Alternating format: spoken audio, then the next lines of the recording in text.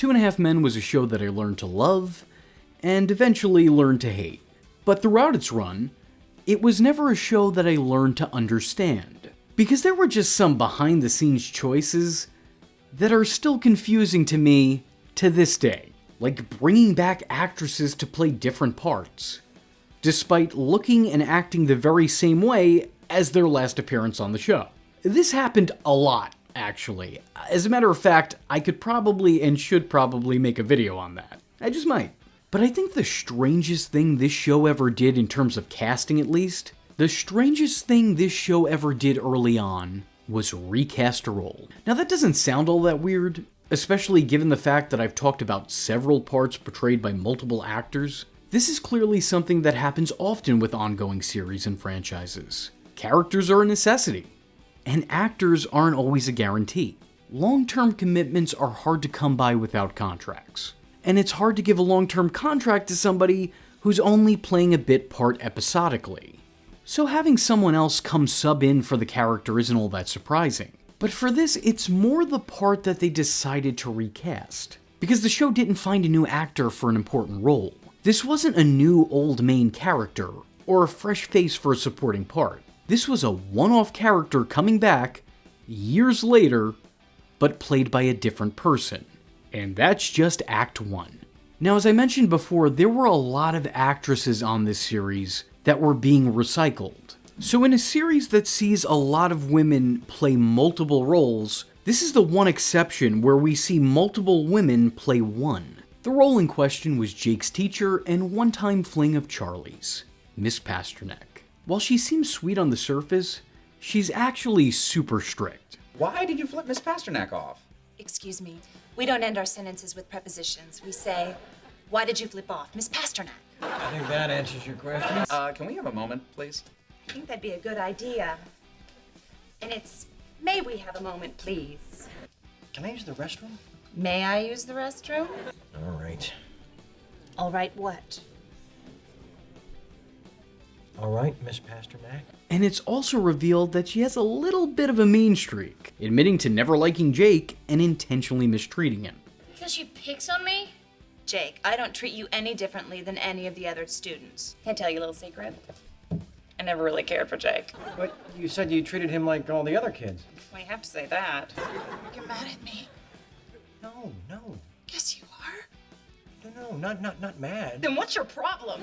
After what would otherwise be another one-night stand for Charlie, he finds that Miss Pasternak is clingy, and maybe a little bit crazy, for lack of a better word. Those aren't my words, that's definitely the presentation of this character. The part was originally played by Missi Pyle in her first appearance in the second season, but immediately after that, the role would be recast with actress Alicia Witt filling in as the former 5th grade teacher.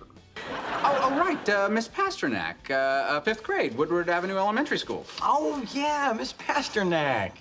Oh, yeah, Miss Pasternak. Oh, you want to catch up? Yeah, sure, let's catch up. Let's see. After you dumped me, I had a nervous breakdown. And then after my breakdown, I got fired and blackballed from teaching. I lost my house, I'm living in a cheap motel, and my new career is giving lap dances to strangers while I'm swinging by my crotch on a pole 8 times a night.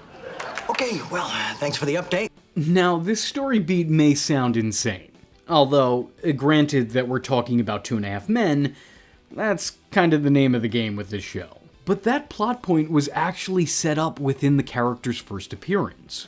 So this did feel like a fitting follow-up.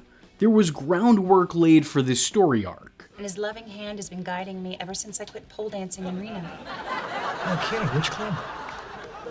And I think that helps this episode feel in canon with the first. Despite the change, this still feels like a natural follow-up. Actually, to both the show and the actress's credit, despite the recast, the character still stays the same. Alicia Witt made an effort in making the character feel mostly unchanged, with a performance that replicates the original relatively well. And the characterization of the character doesn't skip a beat either. She's a crazy Christian lady with an intense infatuation for our sinful leading man. And she's still also not that fond of Jake. The show even ends her second outing the same way they ended her first, proving that this was coming at a point in time where, despite the success that the show was seeing, it was still actively trying. This episode saw the teacher turned dancer turn tutor out of Charlie's pity. But in the end, as always, the status quo is maintained and the episodic plot gets undone to factory reset. So much so that the next time we see this character on the show, she is once again being played by Missi Pyle, who would continue to play the part right up until the series finale, making guest appearances in the 7th, 9th, and 12th seasons of the show. So this was less of a recast and more one actress temporarily standing in for another. Having said that, this one-off appearance was really memorable. As a matter of fact, I would say that it was a highlight in this character's tenure on the show. Probably in part because the character's first 2 appearances were her only story-centered episodes, with future appearances of the character being less a part of the plot and more of a cameo and a callback, which was a fine capacity to use this character in. As a matter of fact, it's the second actress's performance that I see so often brought up. And I'm not talking about by fans of the series, I'm talking about the series' official channel, which, by the way, if you haven't seen it, feel free to check it out. It's got highlights of the show. If anybody wanted to dip their toe into the series and see if it was worth their watch, that's a good place to do it. Having said that, it's the second actress's one-off time on the show that is often included in clip compilations of the series. So, make of that what you will. Regardless, the part was obviously always Missi Pyle's. The reason for this temporary recast is unknown. I can't really find any official information on it, there's never been a reason given. But if I was a betting man like Charlie, I'd say that it was probably that the actress was a little uncomfortable with the content of some scenes. While Missi Pyle's version of the character always alluded to a similar past, you never saw the actual actress acting in such a manner. You know, which is valid. Everyone has their own boundaries, and I don't even know if that's legitimate, that's just my own personal guess. And while I loved Missi Pyle, I think that she absolutely made the character, I will say that Alicia deserves a lot of the credit for properly portraying her predecessor. It's hard enough to ask someone to play a part properly. It's even harder to ask someone to play someone else's part properly, let alone do it so accurately. So, a credit to the both of them. With that being said, that was a tale of 2 on 2.5 Men, just like the title says.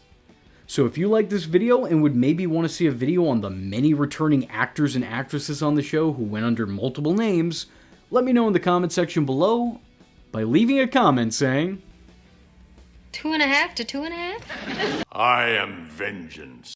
I am the night, and that was Infuso. Just remember, if you're not tuning in, then you're missing out.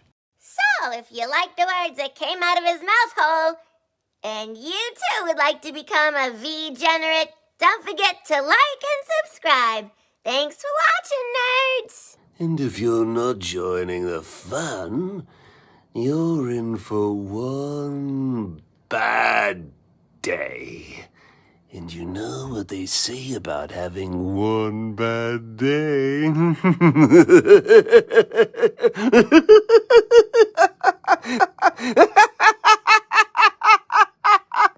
Catch him next time. Same bat time, same bat channel.